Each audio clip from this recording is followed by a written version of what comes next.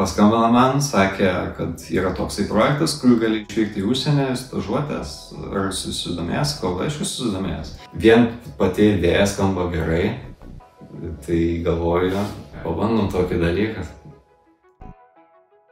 Atlikau Madeiroje praktiką Madeiros universitete. Dirbom su mėlėm iš vyno. Nebuvo lengva, nes teko daug išmokti ir taip pat kalbos barjeras buvo. Bet dirbau savo labai įdomioje sferoje, nes dirbom su vėžiniais tyrimais. Ir šiai dienai tik grįžusi gavau darbo pasiūlymą. Dirbu skystų probiotikų įmonėje ir esu laboratorinių tyrimų vadovė.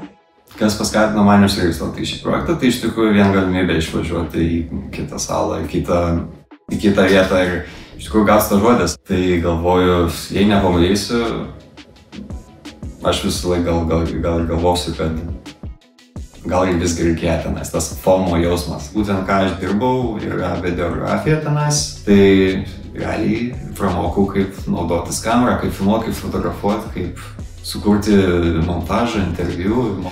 Tai grįžęs į Lietuvą ir su tais įgūdžiais išmoktais ir mokinau kitus žmonės Lietuvoje, kaip dirbti su fotoaparatu. Daugiau atradau savęs, nes nežinau, kad aš iš tikrųjų sugebu.